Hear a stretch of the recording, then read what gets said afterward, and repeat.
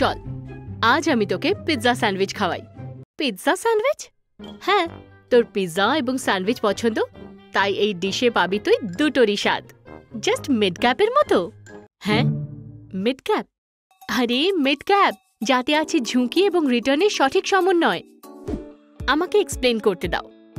এখন বাজারে এমন অনেক কোম্পানি আছে যেগুলো লার্জ ক্যাপ এবং স্মল ক্যাপ সেগমেন্টের মধ্যে পড়ে, অর্থাৎ সেই কোম্পানিগুলো যার স্থান 101 থেকে 250-এর মধ্যে, এবং এই কোম্পানিগুলি লার্জ ক্যাপ কোম্পানিগুলির তুলনায় বেশি বৃদ্ধির সম্ভাবনা রাখে এবং স্মল ক্যাপ কোম্পানিগুলির তুলনায় আরও স্থিতিশীলতা প্রদান করে।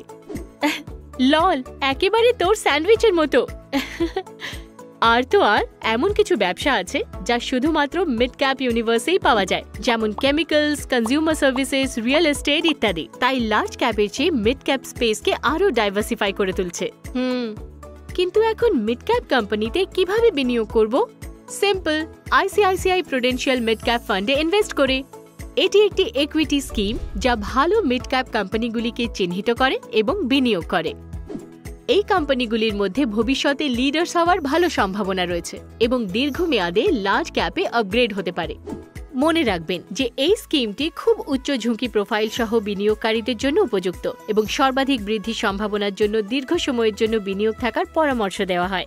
তাই get set grow with this fund. আরও কন্টেন্টের জন্য আমাদের চ্যানেল লাইক, শেয়ার এবং সাবস্ক্রাইব করতে ভুলবেন না।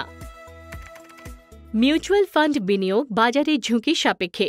সমস্ত স্কিম সম্পর্কিত নথি সাবধানে পড়ুন।